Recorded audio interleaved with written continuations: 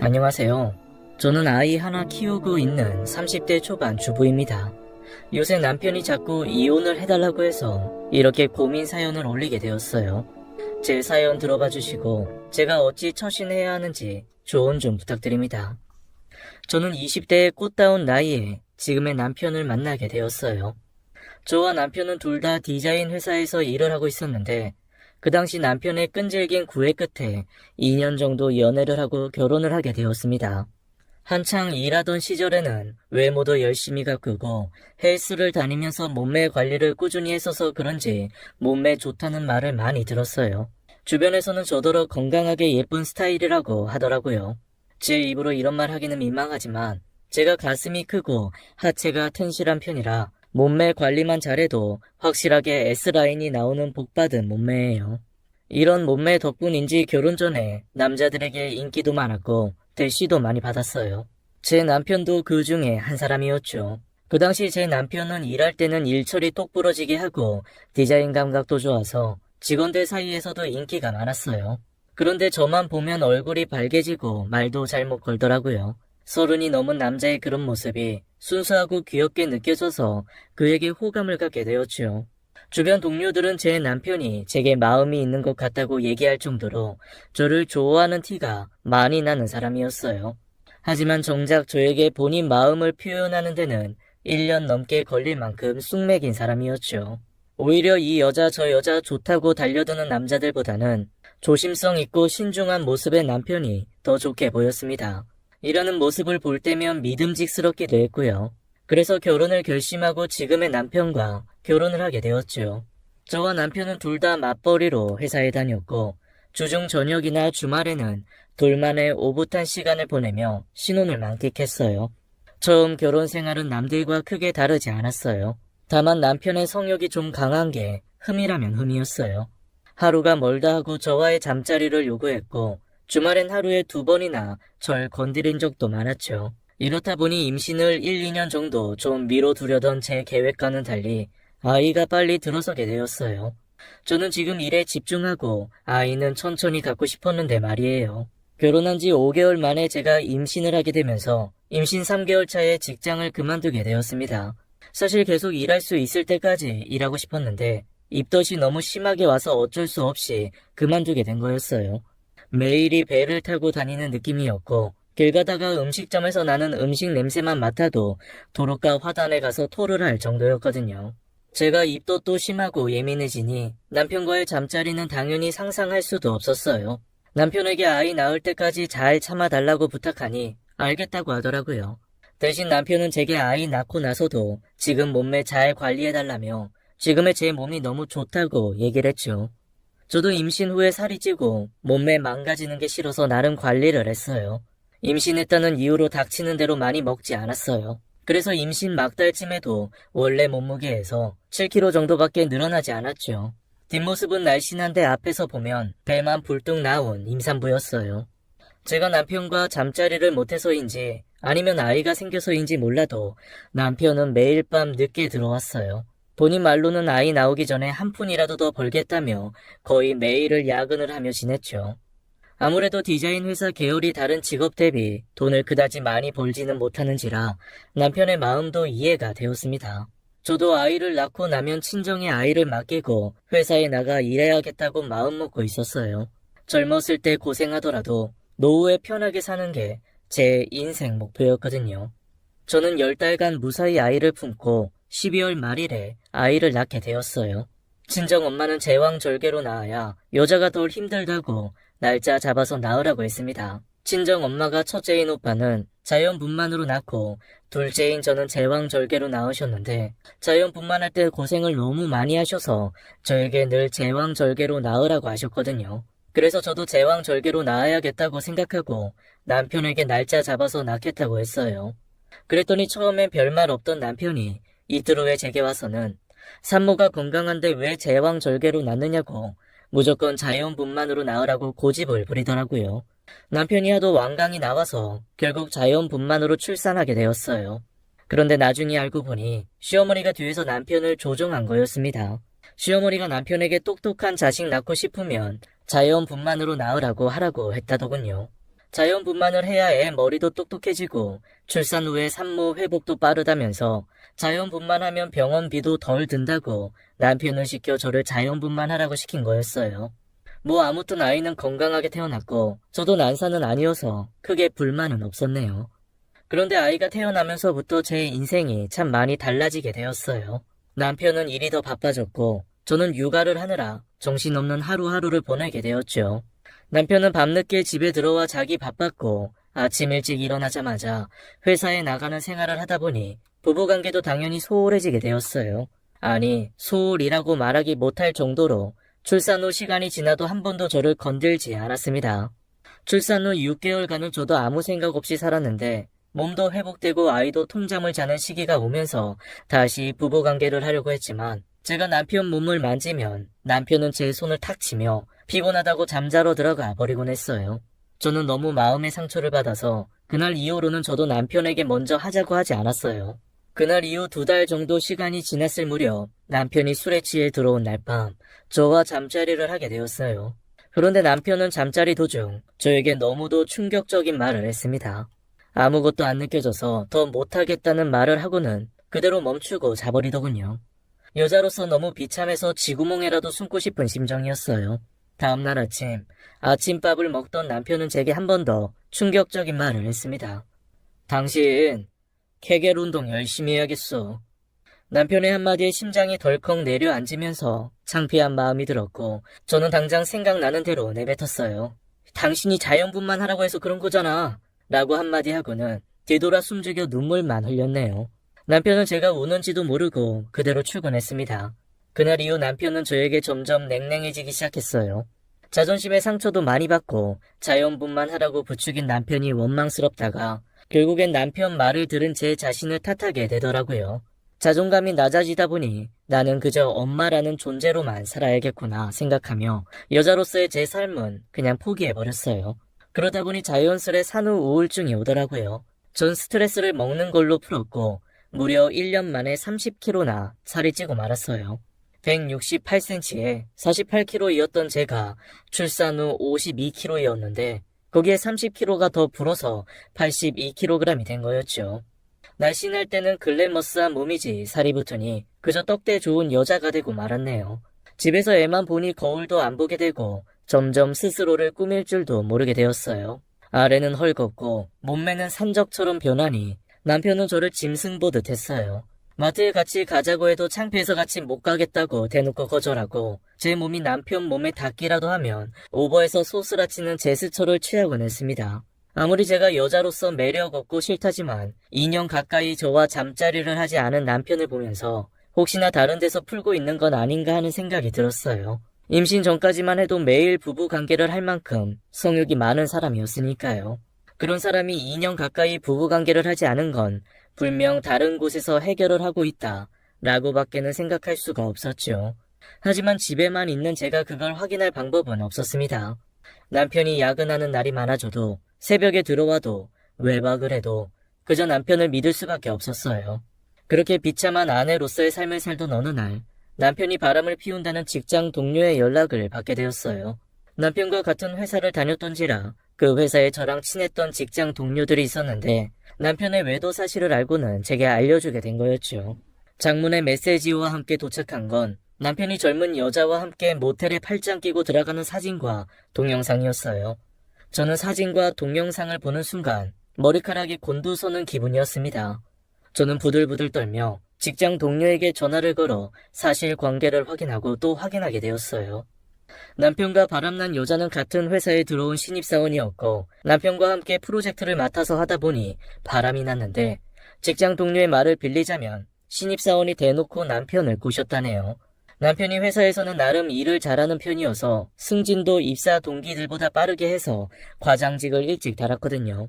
젊은 나이에 과장직인 남편을 본 상간녀가 유부남인 걸 알면서도 제 남편에게 대놓고 꼬리를 쳐서 주변 직원들도 그 신입사원을 많이 욕했다고 합니다. 그 신입사원이 들어온 게 제가 출산하고 몇 달 안 되었을 쯤이라고 했는데 남편이 절 거부한 이유도 그 신입사원이 제 남편을 꼬시고 있을 때라고 생각하니 피가 거꾸로 솟는 기분이었어요. 그 둘은 급속도로 가까워졌고 직장 밖에서도 단둘이 술을 마시는 걸 다른 동료들이 목격한 일도 있다고 했네요. 저와 제일 친했던 직장 동료 2명이 제 남편과 그 신입사원이 함께 남편 차를 타고 가는 걸 몇 번 목격한 후로 불륜을 의심하고 그 둘의 뒤를 밟게 되었고 그들이 모텔로 들어가는 걸 사진으로 찍어서 저에게 보내오게 된 거였어요. 사진 속 그 여자는 같은 여자인 제가 봐도 젊고 예뻤어요. 날씬한 몸에 긴 생머리를 하고 하이힐을 신는 모습이 정말 매력적으로 보였습니다. 그래도 내가 이 남자 와이프인데 이 남자가 내 아이 아빠인데 라는 생각을 하며 남편이 오면 가만두지 않겠다고 생각했어요. 저는 그날 남편에게 사진과 동영상을 보여주며 이게 무슨 상황인지 설명해보라고 했습니다. 남편은 한동안 사진을 바라보다가 첫마디를 내뱉었는데 저는 그 말에 경악을 금치 못했네요. 사진 잘 나왔네. 그래서 뭐 어쩌라고? 뭐? 당신 바람 피우고 뭐가 이렇게 당당해? 아, 그래 알았어. 미안해. 됐지? 남편의 뻔뻔한 대답에 저는 그 후로 뭐라 그동안의 제 울분을 토해냈지만 남편은 그저 시큰둥하게 듣기만 했어요. 저는 남편의 태도에 이제 남편이 내게 전혀 관심이 없고 사랑하지도 않는다는 확신만 들 뿐이었죠. 최소한 남편이 무릎 꿇고 잘못했다고 빌면 한 번쯤은 용서해주고 이번 일은 잊고 살아야겠다고 혼자서 속으로 생각하고 있었는데 남편의 뻔뻔한 태도에 어안이 벙벙할 정도였어요. 아이 때문에 이혼만은 안 하고 싶었는데 남편의 뻔뻔한 태도에 결국 이혼을 선언했어요. 그러자 남편은 이혼해봐야 저만 손해라면서 자기는 이혼할 생각 없으니 그냥 지금처럼 지내자고 하더군요. 저는 이혼해봐야 뚱뚱하고 못생겨서 다른 남자 만나지도 못할 거고 남자 만족도 못 시켜주는 여자 누가 좋다고 하겠냐고 했어요. 남편은 아이한테 이혼 가정 자식 꼬리표 붙이고 싶지 않다면서 저는 안 사랑해도 아이는 사랑한다고 제 가슴에 대못을 박았습니다. 앞으로도 지금처럼 꼬박꼬박 월급 갖다 줄 테니 그냥 지금처럼 살면서 쇼윈도우 가족으로라도 같이 살자고 했어요. 그리고 제게 한마디 덧붙이더군요. 너도 바람 피울 능력 되면 다른 남자 만나. 나만 다른 여자 만나면 네가 너무 억울하잖아. 서로 동의하에 바람 피우면 서로 마음도 편하고 안 그래? 그러니까 이혼할 생각하지 말고 어떻게 하면 자신의 인생을 더 해피하게 살 수 있을지만 생각하자. 각자 살고 싶은 인생 사는 거 그게 더 인생 효율적이지 않아? 언제 어디서 어떻게 잘못되기 시작한 건지 모를 정도로 남편은 제가 알던 순수하고 쑥맥이던 사람이 아니었어요. 자기 성욕 주체 못하고 밖에서 다른 여자나 만나는 교활하고 자기 중심적인 교만한 사람이었죠. 못돼먹은 남편만 생각하면 이혼을 하는 게 100번 맞지만 아이를 생각하면 그것도 쉬운 결정은 아니었어요. 저도 처음엔 이혼을 강하게 생각했지만 잠들어 있는 아이 얼굴을 보면 늘 마음이 흔들렸습니다. 내 자식에게 불우한 가정사를 갖게 하고 싶지 않았어요. 이혼 가정이 불우하다는 의미가 아니라 부모가 이혼했다는 사실로 인해 아이가 손가락질을 받게 될까봐 그게 걱정이었어요. 그래서 결국 제 마음을 돌리게 되었죠. 결국 저는 남편의 말대로 이혼을 하지 않기로 했습니다. 그리고 남편은 그저 돈 벌어오는 기계라는 마음으로 하루하루 버티고 살게 되었어요. 남편의 외도를 알면서도 모른 척하고 살아야 하는 제 자신이 너무 한심해서 누구에게도 말 못하고 속 아리만 하면서 지내던 어느 날 친정엄마가 집에 놀러 오셨습니다. 친정엄마는 살이 몹시 찐 저를 보고 제 건강을 걱정하셨어요. 모델처럼 예쁘던 우리 딸이 애 낳고 많이 힘들었나 보네. 엄마가 되는 게 쉬운 게 아니야. 엄마 한 몸 희생해서 크는 게 바로 자식이야. 우리 딸이 재현이 키우는 거 보니까 너무 대견해. 친정 엄마가 원래 자식한테도 싫은 소리 안 하시고 들으면 기분 나쁠 만한 말도 좋게 애둘러 표현하세요. 다른 집 엄마들 같았으면 살찐 모습을 보고 살 빼라고 얘기할 법도 한데 저희 엄마는 제가 애 키우느라 힘들어서 그렇다고 제가 고생해서 그런 거라고 제 힘든 마음을 먼저 알아주시는 분이었죠. 엄마의 그런 다독여주는 말이 그동안 참아왔던 제 감정의 호수를 터뜨리고 말았어요. 저는 엉엉 울면서 그동안의 제 이야기를 들려드리게 되었어요. 남편의 잠자리 거부와 외도 이야기를 모두 엄마에게 하게 되었죠. 엄마는 사위의 외도에 무척 놀라셨고 저처럼 배신감에 몸을 부들부들 떠셨어요. 그리고 힘들어했을 저를 위로하며 힘들 땐 언제든 박차고 나오라고 말씀해 주셨네요. 제가 이혼을 하지 않고 살겠다고 하니 엄마는 박서방 말대로 너도 이제 애만 잘 키우면서 네 인생 살 생각하라고 하셨어요. 그리고는 제게 아이를 어린이집에 맡기고 같이 운동을 다니자고 하시더군요. 다시 예전처럼 예뻐지고 보란듯이 잘 사는 게 남편에게 복수하는 일이라며 이제부터 이 약물고 다이어트를 해보라고 하셨어요. 저희 엄마는 50대 나이에도 몸매 관리를 엄청 잘 하셔서 군살 하나 없이 날씬하세요. 게다가 몸에 적당히 근육도 있으셔서 50대 아줌마들의 워너비 몸매를 가지고 계십니다. 엄마가 20년 넘게 매일 운동을 하시는데 운동에 관해서는 일가견이 있으셔서인지 제게 살 엄청 잘 빠지는 운동이 있다며 엄마랑 같이 가서 해보자고 하셨어요. 엄마가 운동하는 곳에 어떤 아가씨도 그걸로 살을 20kg 넘게 뺐다면서 단기간에 확실히 빠진다며 저를 설득하시기 시작했죠. 그렇게 저는 아이를 어린이집에 맡겨두고 낮 시간 동안은 정말 운동을 미친 듯이 했어요. 엄마가 소개해준 운동은 점핑 운동이었는데 운동 강도가 높다 보니 엄마 말대로 단기간에 살이 빠지는 게 눈에 보이더라고요. 물론 정말이지 하루하루 운동하는 게 너무 힘들었습니다. 온몸에 알도 배기고 다음날 욱신거리는 몸을 이끌고 운동을 나가는 게 고역이었어요. 너무 힘든 날에는 남편과 그 상간녀의 사진을 보며 이를 악물고 피트니스 센터에 출근 도장을 찍으며 다이어트 의지를 불태웠어요. 처음 한 달이 힘들었지 매일 하다 보니 점점 운동이 몸에 익기 시작했고 엄마의 말대로 정말 급속도로 살이 빠지기 시작했어요. 점핑 운동 4개월 만에 저는 완벽하게 출산 전 미혼 때의 몸매로 돌아가게 되었어요. 게다가 케겔 운동도 하루도 빠짐없이 했네요. 운동으로 근육에 탄력도 붙어서 오히려 미혼 때보다 몸매가 더 좋아진 기분이었어요. 엄마 덕분에 몸매도 좋아지고 스트레스도 많이 풀려서 저절로 산후 우울증도 없어졌습니다. 살을 뺀 후엔 미용실에 가서 머리도 하고 네일샵에 가서 네일 아트도 받으면서 저 자신을 가꾸기 시작했어요. 제가 꾸미기 시작하니 아들도 서툰 말로 엄마 예쁘다고 칭찬해 주더군요. 아들의 칭찬에 저도 점점 자신감이 붙기 시작했어요. 단기간에 살도 빼고 보니 성취감도 있고 뭐든지 할 수 있을 것 같은 기분이 들었습니다. 제가 다이어트를 해온 4개월 동안 남편은 보란듯이 바람을 피우고 다녔어요.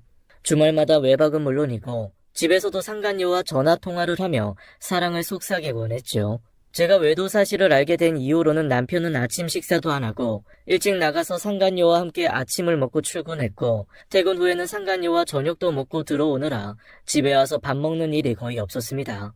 게다가 주말이면 상간녀의 집에 드나들며 외박을 하니 저와 얼굴 마주칠 일도 별로 없었어요. 그러다 나중엔 거의 상간녀의 집에서 출퇴근하면서 살더라고요. 늘 제가 아이와 자고 있을 때 드나들거나 주말에 제가 주로 친정에 가 있다 보니 남편은 제가 다이어트를 한지도 몰랐나 봐요. 그러던 어느 날 엄마의 권유로 직장을 다니게 되었어요. 원래 계획대로라면 남편과 함께 다니던 회사에 복직했겠지만 남편이 버젓이 대놓고 상간녀와 놀아나고 있었기에 창피해서 그 회사로 복직 못하겠더라고요. 결국 저는 다른 회사에 지원해서 입사하게 되었어요. 기존 다니던 회사보다 규모도 작고 월급도 적은 회사였지만 출퇴근이 빡세지 않은 회사라서 그 회사에 다니게 되었어요.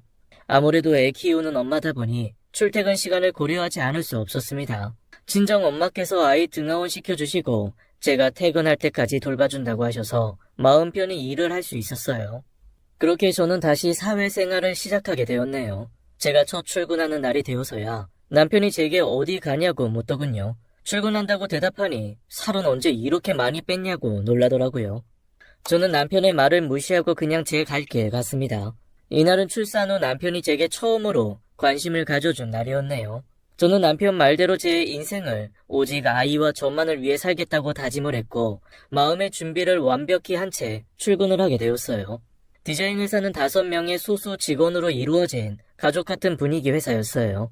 사장님이 직원들 대소사도 잘 챙겨주시고 직원들도 사장님을 존경하는 그런 분위기가 무척 마음에 들더라고요. 회사에 출근해도 집처럼 마음이 편한 직장은 처음이었어요. 아마도 이런 분위기는 사장님이 직원들을 친근하게 대해주고 잘 챙겨줘서 그런 것 같았어요.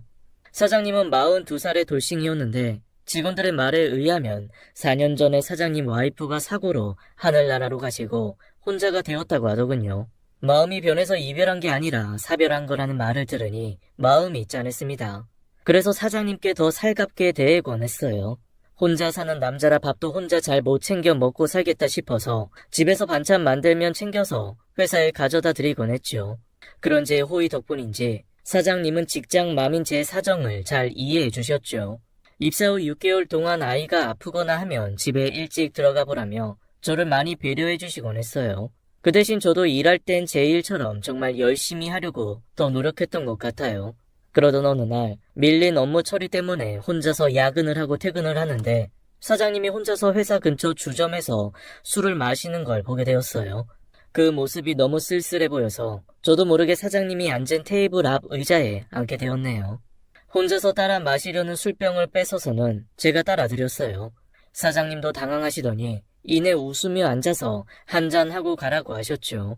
그날 둘이서 소주를 훌쩍이며 서로 사는 이야기를 나누게 되었고 사장님이 사모님과 헤어지게 된 이야기를 듣게 되었어요. 사장님은 결혼 생각 없이 일에만 몰두하던 사람이었는데 어머니의 병환이 깊어지는 바람에 누나들의 성화에 못 이겨 중매로 결혼을 하게 되었대요. 그렇게 결혼 생활 3개월 만에 어머니가 돌아가셨고 1년 만에 아내가 갑작스런 사고로 세상을 떠나게 되었다고 했어요. 비록 가족들의 성화에 못 이겨 급하게 한 결혼이어도 그렇게 와이프를 떠나보내고 나니 마음 한구석이 아프더랍니다. 그래서 이렇게 가끔씩 술 한잔하며 외로움을 달랜다고 하더군요.